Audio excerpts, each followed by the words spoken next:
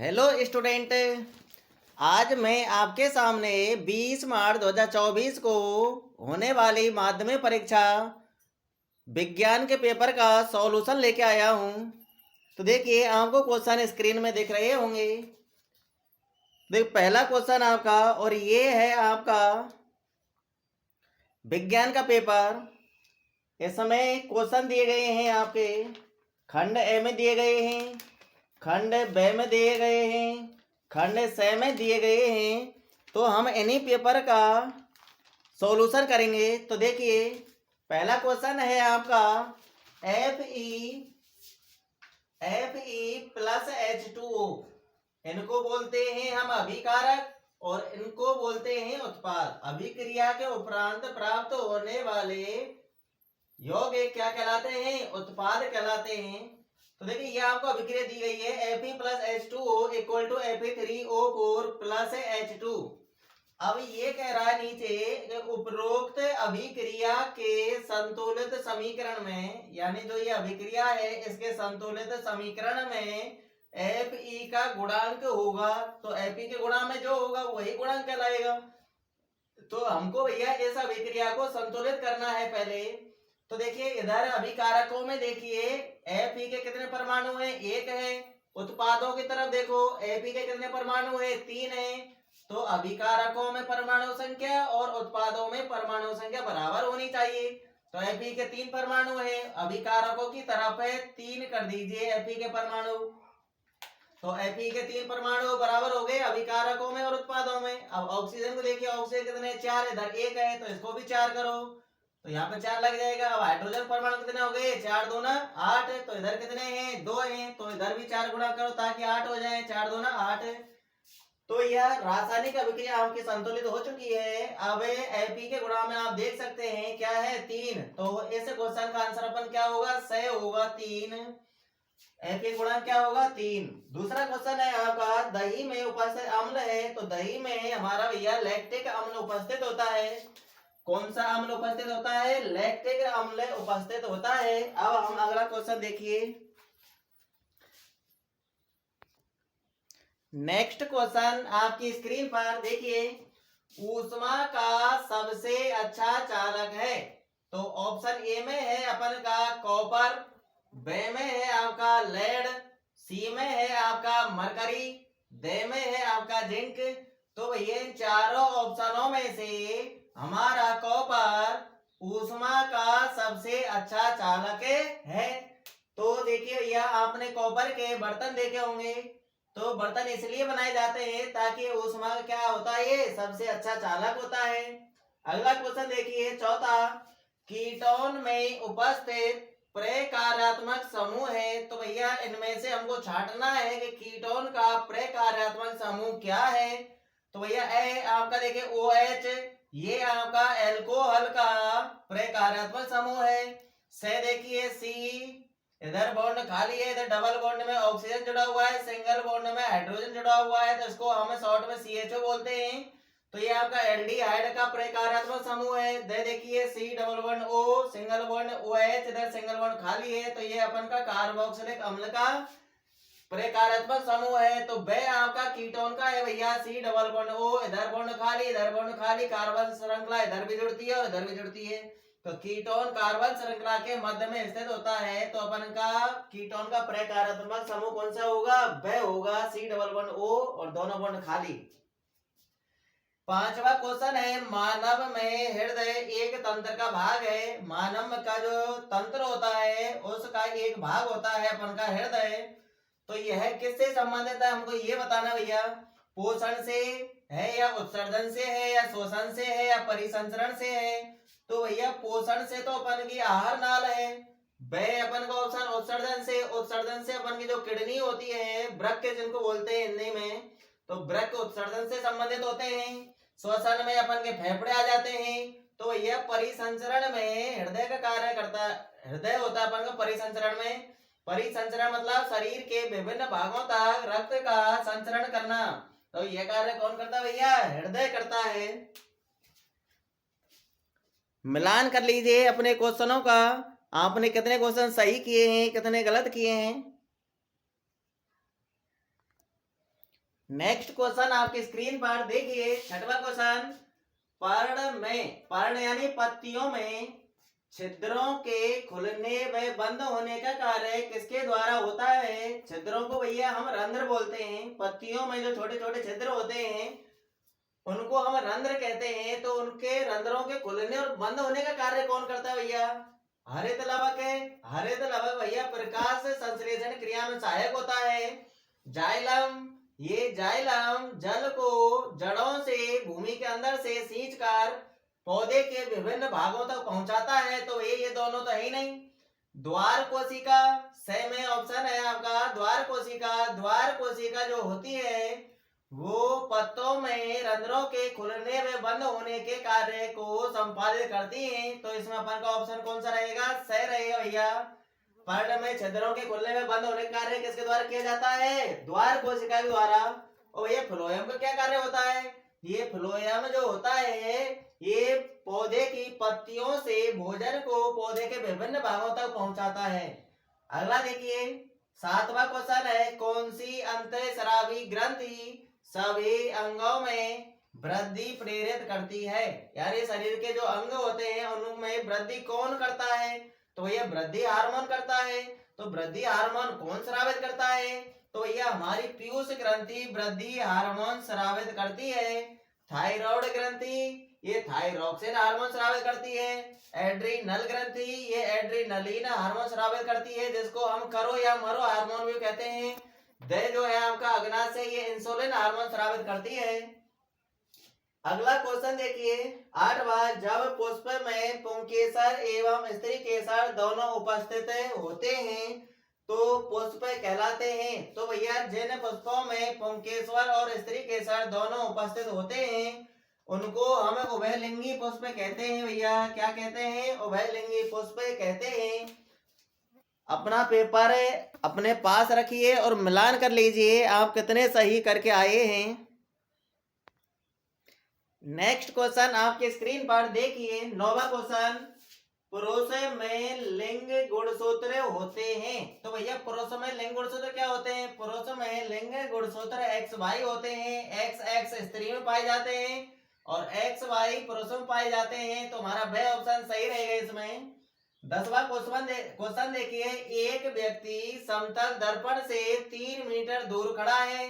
समतल दर्पण है उससे 3 मीटर दूर खड़ा है भैया ये व्यक्ति। तो व्यक्ति तथा उसके प्रतिबिंब के बीच की दूरी मीटर में होगी। तो व्यक्ति और उसके प्रतिबिंब की बीच की दूरी कितनी होगी? तो भैया समतल दर्पण की एक कंडीशन होती है कि जितनी दूरी पर कोई वस्तु है उतनी ही दूरी पर प्रतिबिंब बनता है। तो भैया वस्तु यानी एक व्यक्ति समतल दर्पण से कितनी दूरी पर खड़ा है? 3 मीटर पर। तो उसका प्रतिबिंब दर्पण के पीछे कितनी दूरी पर बनेगा? 3 मीटर की दूरी पर ही बनेगा। तो यह बिंब और प्रतिबिंब के बीच की दूरी देखिए कितनी हो गई? 3 मीटर। तो उस व्यक्ति की दर्पण तक, दर्पण से 3 मीटर प्रतिबिंब की, तो 3 और 3 कितना हुआ? 6 मीटर हुआ भैया। तो इसमें ऑप्शन अपन का ब सही रहेगा। 3 और 3 6 मीटर होगा। 11वां क्वेश्चन देखिए, प्रकाश अपवर्तन की घटना में यदि साइन आई बराबर ए हो और साइन आर बराबर बी है तो अपवर्तनांक म्यू, अपवर्तनांक को हम म्यू से प्रदर्शित करते हैं। तो अपवर्तनांक क्या होगा ये हमसे पूछा जा रहा है भैया।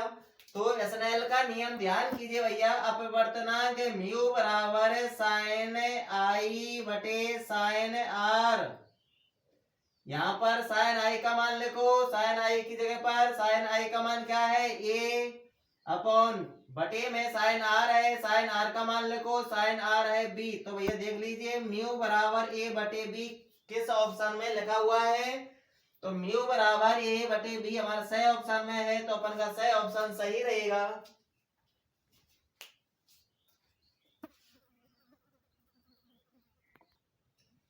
नेक्स्ट क्वेश्चन आपकी स्क्रीन पर देखिए, 12वां, अग्रिम सूर्योदय। अग्रिम सूर्योदय का मतलब ये होता है कि सूर्य का उदय सही ढंग से हुआ नहीं है फिर भी हमको वो दिखाई देने लगता है कि सूर्योदय हो चुका है। एवं विलंबित सूर्यास्त। विलंबित सूर्यास्त का मतलब ये है कि सूर्य तो अस्त हो चुका है फिर भी हमको वो दिखाई दे रहा है। तो इसका कारण क्या है भैया? इसका कारण हमारा अपवर्तन होता है। क्या होता है भैया? अपवर्तन। तो यह कार्य हमारा वायुमंडलीय अपवर्तन के कारण होता है भैया। सूर्योदय हमको पहले दिखाई देगा, 2 मिनट पहले दिखाई देगा, और सूर्यास्त हो जाने के बाद भी हमको 2 मिनट तक सूर्य हमको दिखाई देने लगता है। अगला क्वेश्चन देखिए, 13वां, दिए गए त्रिभुजाकार प्रिज्म के लिए विचलन कोण है। तो ये विचलन कोण पूछा जा रहा है। तो विचलन कोण की परिभाषा याद होनी चाहिए कि आपतित किरण की दिशा के साथ निर्गत किरण का निर्गत किरण के द्वारा बनाए गए कोण को विचलन कोण कहते हैं। किसे कहते हैं भैया? आपतित किरण की दिशा के साथ निर्गत किरण के द्वारा, किसके द्वारा? निर्गत किरण के द्वारा बनाए गए कोण को विचलन कोण कहते हैं। तो देखिए ये आपकी आपतित किरण होती हुई है। कौन सी किरण है? ये आपकी आपतित किरण है, ये आपका विलंब है। तो यहाँ पर ये कोण आई बन रहा है, तो इसको कहेंगे हम आपतन कोण। क्या कहेंगे? आपतन कोण। तो ये वायु से ऐसे प्रिज्म में प्रवेश करिए तो अविलंब की ओर झुकेगी, क्योंकि विरल माध्यम से सघन माध्यम प्रवेश कर रही है। तो जैसे ही ये प्रकाश की किरण झुकी, अवलंब की ओर झुक गई, अवलंब की ओर झुक गई। जानी तो इस रास्ते थी, ऐसे रास्ते से थी, परंतु इधर मुड़ गई अवलंब की ओर। तो ये हो गया आपका आर अपवर्तन कोण। कौन सा कोण कहलाएगा? आर अपवर्तन कोण। फिर प्रिज्म से फिर ये बाहर निकलेगी, तो इस बाहर निकलने वाली किरण को हम निर्गत कोण, निर्गत किरण कहेंगे। तो ये अविलंब से कौन सा कोण बना रही है? ई, तो इसको हम निर्गत कोण बोलेंगे। तो ये आपतित किरण की दिशा तो ये रही, और निर्गत किरण किसके साथ कोण बना रही है? आपतित किरण की दिशा के साथ। तो ये आपका कोण जो एक्स है, ये आपका विचलन कोण कहलाएगा। क्या कहलाएगा? ये विचलन कोण। आई आपका आपतन कोण है, आर आपका अपवर्तन कोण है, ई आपका निर्गत कोण है, एक्स आपका विचलन कोण है। तो आपका एक्स किस ऑप्शन में था भैया? सही ऑप्शन में था। तो ये अपन का ऑप्शन है सही रहेगा।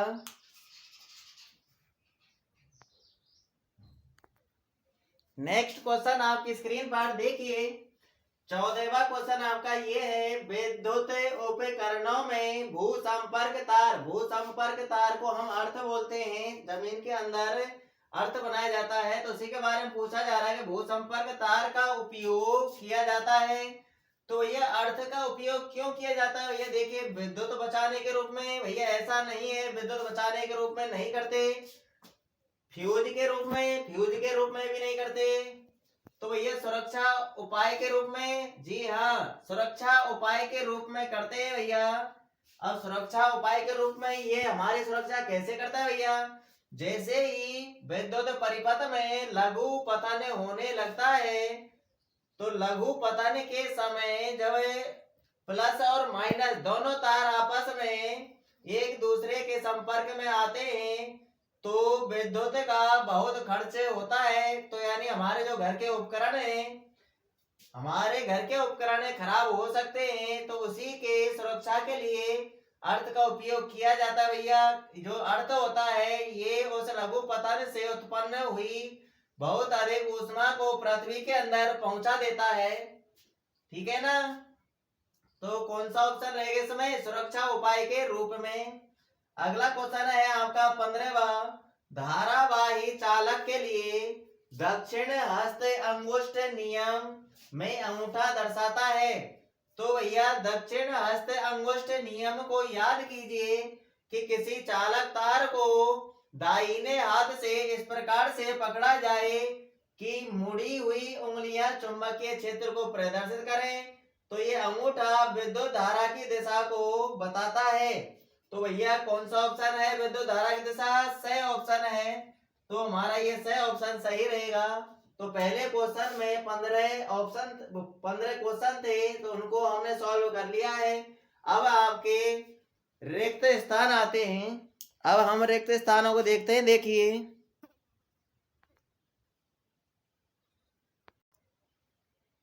रिक्त स्थान आपके सामने देखिए, क्वेश्चन नंबर 2, रिक्त स्थानों की पूर्ति कीजिए। इसके अंदर पहला क्वेश्चन है आपका, लेड नाइट्रेट के ऊष्मीय वियोजन से प्राप्त नाइट्रोजन युक्त गैस का नाम खाली जगह है। तो ये लेड नाइट्रेट का ऊष्मीय वियोजन कराना है। क्या कराना है भैया? लेड नाइट्रोट लेड नाइट्रेट का रासायनिक सूत्र है भैया PbNO3 का होल ट्वाइस। अब इसका उसमें वियोजन कराना भैया, तो भैया यहां पर देखिए आपका लेड ऑक्साइड प्राप्त होगा,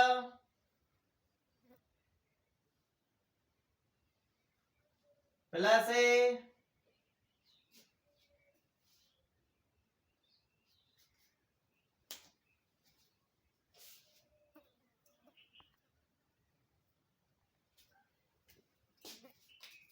देखिए PbO लेड ऑक्साइड बनेगा, नाइट्रोजन डाइऑक्साइड बनेगा और ऑक्सीजन गैस बाहर निकलेगी। तो ये इसको संतुलित करने की भी कोई आवश्यकता नहीं है, आपको तो ये देख ही रहा है कि लेड नाइट्रेट के उसमें वियोजन से जो नाइट्रोजन युक्त गैस जो निकल रही है, तो नाइट्रोजन युक्त गैस आपकी ये है NO2। तो ऐसे गैस का नाम पूछ रहा है वो, तो ऐसे गैस का नाम है भैया नाइट्रोजन डाइऑक्साइड लिख सकते हैं, इसको हम लाफिंग गैस भी बोलते हैं। तो यहाँ पर क्या आएगा, नाइट्रोजन डाइऑक्साइड, क्या आएगा, नाइट्रोजन डाई ऑक्साइड, तो नाइट्रोजन डाइऑक्साइड आएगा इसमें। अगला क्वेश्चन देखिए दूसरा, HCl के वियोजन से प्राप्त ऋणायन का रासायनिक सूत्र क्या है भैया, ये हमसे पूछ रहा है। यहाँ पर ऋणायन नहीं पूछ रहा है, यहाँ पर ऋणायन तो Cl माइनस होगा और धनायन क्या होगा, H प्लस होगा। तो ऋणायन का रासायनिक सूत्र पूछ रहा है, तो ये क्लोरीन का रासायनिक सूत्र क्या होता है, क्लोरीन का रासायनिक सूत्र Cl2 होता है भैया, क्या होता है, Cl2। तीसरा क्वेश्चन देखिए, C3H8 अणु में उपस्थित सह संयोजक आबंधों की संख्या खाली जगह है। तो ये आपको ये पता होना चाहिए कि सह संयोजक आबंध कब बनता है, जब दो परमाणुओं के बीच एक एक इलेक्ट्रॉनों की साझेदारी होती है। तो उस एक एक इलेक्ट्रॉनों की साझेदारी के फलस्वरूप जो बंध बनता है उसे हम सह संयोजक बंध कहते हैं। तो देखिए इसमें बंध देखिए, यहाँ पर कार्बन 3 है, तो तीनों कार्बनों को पहले सिंगल बॉन्ड से जोड़ लीजिए। अब इनकी संयोजकता हाइड्रोजन से पूरी कीजिए, हाइड्रोजन कितने हैं, 8, तो 8 हाइड्रोजन जोड़ने हैं। तो ऐसे कार्बन की संयोजकता ये कंप्लीट है। तो और बाकी की किससे पूरी करेंगे, हाइड्रोजन से। कार्बन की संयोजकता कितनी होती है, 4। तो इस कार्बन की संयोजकता कंप्लीट है। इसकी देखो, इस कार्बन ने 2 बंध बना रखे हैं, 2 हाइड्रोजन से पूरी करो और इस कार्बन ने 1 बंध बना रखा है, तो शेष संयोजकता हाइड्रोजन से पूरी करो। तो देखो हाइड्रोजन गिनो, 6, 3 तो ये हो गए, 1 2 3 4 5 6 7 8 हाइड्रोजन पूरे हो गए, कार्बन 3 हो गए। अब सह संयोजक बंध गिन लो, सिंगल बंध गिनना है आपको, 1 2 3 4 5 6 7 8 9 10। तो भैया सह संयोजक आबंधों की संख्या कितनी होगी, 10। कुछ छात्र 8 करके आए हैं भैया, जो 8 करके आए हैं उनका गलत है, वो जल्दबाजी में गलत करके आई भाई। नेक्स्ट क्वेश्चन आपकी स्क्रीन पर देखिए, वो चौथी खाली जगह है आपकी, एक कृत्रिम वृक्क। कृत्रिम वृक्क, कृत्रिम उसे कहते हैं जिसको संश्लिष्ट किया जाता है, मानव बनाता है उसको। तो देखिए एक कृत्रिम वृक्क नाइट्रोजनी अपशिष्ट उत्पादों को रुधिर से खाली जगह द्वारा निकालने की एक युक्ति है। तो भैया जब मनुष्य का वृक्क खराब हो जाता है, प्राकृतिक वृक्क जो होता है वो खराब हो जाता है, तो उसके बाद मनुष्य के अंदर कृत्रिम वृक्क को स्थापित किया जाता है। तो वह कार्य करता है, क्या कार्य करता है भैया, शरीर के रुधिर से और नाइट्रोजनी जो अपशिष्ट होते हैं उनको बाहर निकालता है। तो वो बाहर निकालने की प्रक्रिया अपोहन कहलाती है। क्या कहलाती है भैया, अपोहन कहलाती है, इसमें अपोहन आएगा। अगला क्वेश्चन है आपका पांचवा, देखिए दो तंत्रिका कोशिका के मध्य खाली स्थान को खाली जगह कहते हैं। तो ये जो दो तंत्रिका कोशिकाएं होती हैं वो आपस में जुड़ी होती हैं, जुड़ने के बावजूद भी उनके बीच में थोड़ा सा खाली जगह या दरार होती है, उस दरार को हम सिनेप्स कहते हैं। क्या कहते हैं भैया? सिनेप्स कहते हैं। तो इसमें आएगा आपका सिनेप्स। अगला क्वेश्चन देखिए, प्रतिबिंब की ऊंचाई h डैश और बिंब की ऊंचाई h का अनुपात गोलीय दर्पण का खाली जगह कहलाता है। भैया आवर्धन को याद कीजिए, आवर्धन m बराबर h डैश बटे h, प्रतिबिंब की ऊंचाई बटे बिंब की ऊंचाई। तो भैया क्या कहते हैं हमें गोलीय दर्पण का? आवर्धन कहते हैं। क्या कहते हैं? आवर्धन। अगला क्वेश्चन देखिए, दीर्घ दृष्टि दोष निवारण में खाली जगह लेंस उपयोगी होता है। तो दीर्घ दृष्टि दोष क्या होता है भैया?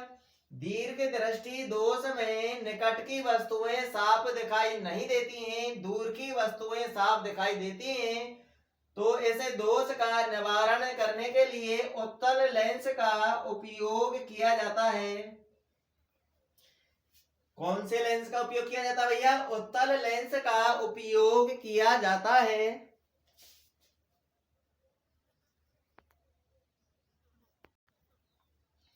जो छात्र नए हैं वो चैनल को सब्सक्राइब कर लीजिए और वीडियो को लाइक भी कर दीजिए। अब मार्च खत्म होने को जा रहा है। मैं अप्रैल में 1-2 अप्रैल से 8वीं 9वीं 10वीं का कोर्स चालू करूंगा मैं, गणित और विज्ञान का। तो चैनल के साथ जुड़े रहिए। जिन विद्यार्थियों को पूरा कोर्स फ्री में पढ़ना है तो ऑनलाइन पर तो चैनल को सब्सक्राइब कर लीजिए। मैं 96 साइट पर ही पढ़ाऊंगा मैं, ठीक है ना। अगला क्वेश्चन देखिए आपके स्क्रीन पर, क्वेश्चन नंबर 3 अति लघुत्तरात्मक प्रश्न है ये आपके। कैसे क्वेश्चन है? अति लघुत्तरात्मक प्रश्न है आपके। इसमें हमको जवाब या तो एक शब्द में देना है या फिर हमको एक लाइन में देना है। तो देखिए पहला क्वेश्चन है कि पीतल में तांबा के साथ मिश्रित दूसरी धातु का नाम लिखिए। तो भैया जो पीतल का निर्माण होता है, तांबा के साथ एक और धातु मिलाई जाती है, तब जाकर के आपका पीतल बनता है। तो ये जो आपका पीतल होता है वो कॉपर यानी तांबा और जेडन जिंक से मिलकर के बनता है। जिंक को हमें जस्ता भी कहते हैं। क्या कहते हैं भैया? जस्ता। तो पता चल चुका होगा इसका आंसर है। पीतल किस किस से मिलकर बनी होती है? तांबा और जस्ता से मिलकर बनी होती है। तो दूसरी धातु का नाम क्या होगा? जस्ता होगा। दूसरा क्वेश्चन, सल्फर, ब्रोमीन तथा आयोडीन तीनों हमारी अधातु हैं। इनमें से चयन करके बताना है द्रव अधातु का नाम। तो भैया अधातुओं में केवल एक ही ऐसी अधातु है जो द्रव अवस्था में पाई जाती है और वो है आपकी ब्रोमीन अधातु। तो इसका आंसर होगा आपका ब्रोमीन। क्या होगा भैया? ब्रोमीन है, याद कर लेना। जो छात्र हैं, जो भी वीडियो को देख रहा है, उनको पता होना चाहिए कि ऐसी अधातु ब्रोमीन ही है जो द्रव अवस्था में पाई जाती है। ऐसे सवालों को कंपटीशन के एग्जाम में भी पूछ लिया जाता है। अगला क्वेश्चन देखिए तीसरा, CH3 सिंगल बंद C ट्रिपल बंद CH का नाम लिखिए। तो भैया इस समय ऐसा नहीं कहा गया है कि IUPAC नाम लिखना है या रूढ़ पद्धति में नाम लिखना है। तो ये आप इसका नाम है IUPAC में भी लिख सकते हैं और रूढ़ पद्धति में भी लिख सकते हैं। तो देखिए IUPAC पद्धति में क्या होगा?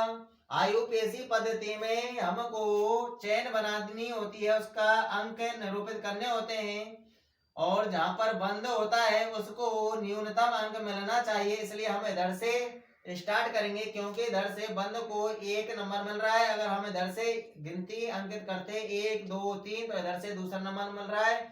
तो बंद को न्यूनतम अंक मिलना चाहिए, इसलिए हमको इधर से ही नामकरण करना है इनका। तो देखिए फर्स्ट नंबर पर है ट्रिपल बंद, तो फर्स्ट लिख देंगे भैया। कार्बन देखिए कार्बन कितने हैं? कार्बन हमारे 3 है। 3 कार्बन क्या कहते हैं? प्रोप, और त्रिबंध लगा होता है तो पीछे की तरफ क्या जोड़ते हैं? आइन जोड़ते हैं।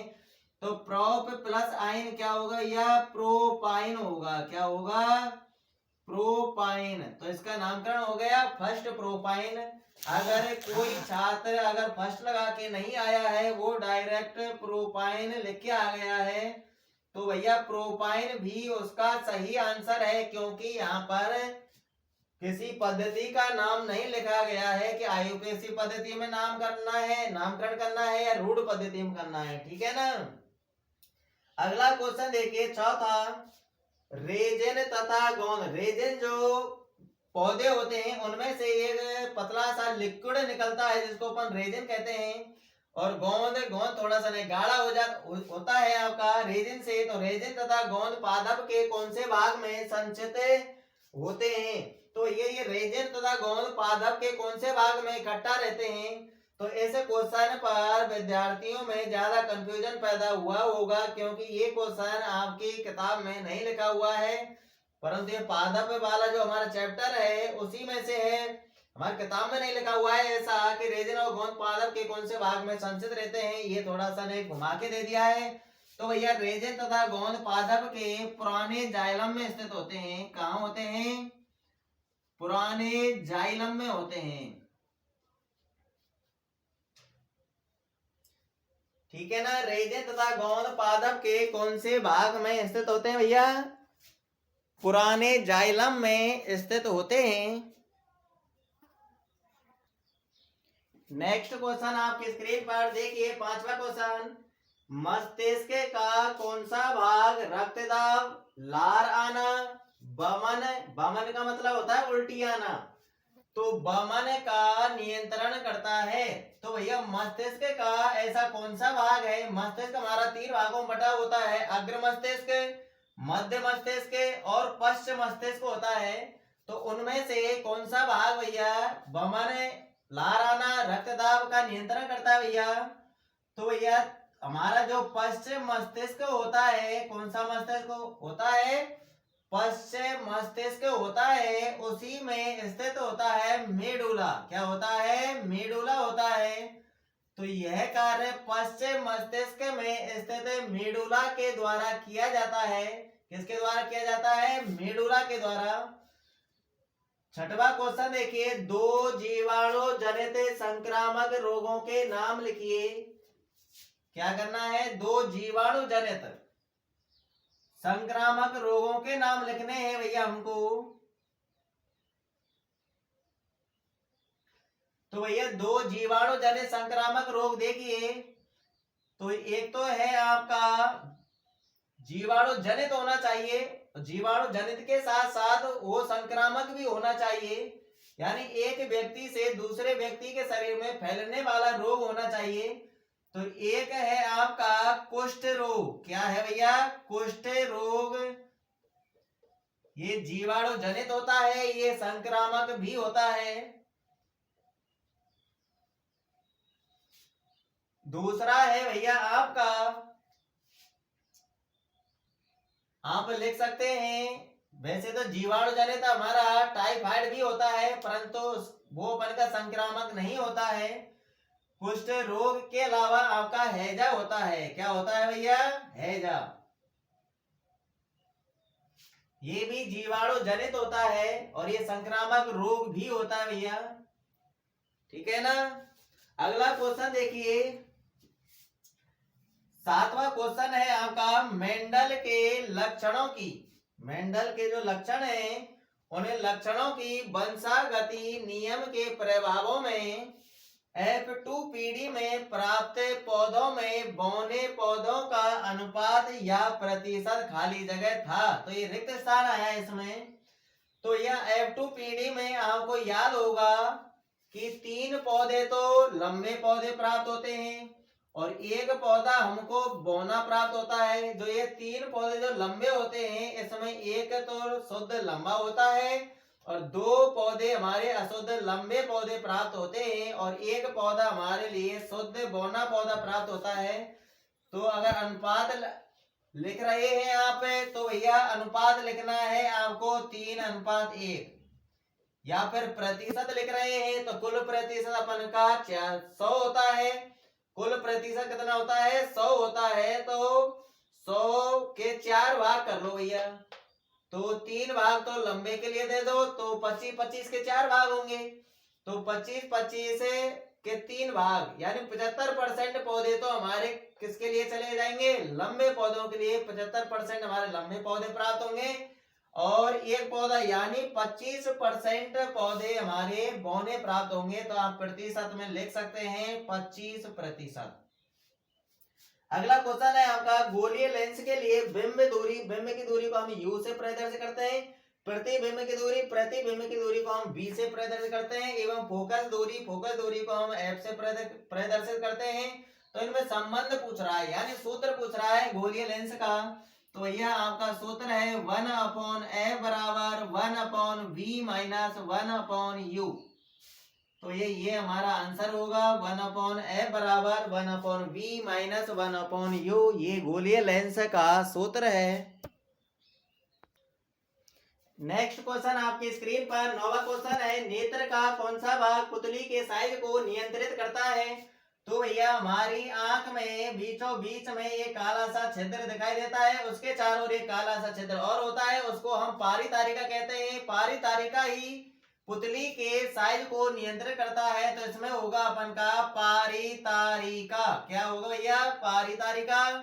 अगला क्वेश्चन देखिए 10वां, परितंत्र में उपभोक्ता का एक उदाहरण दीजिए।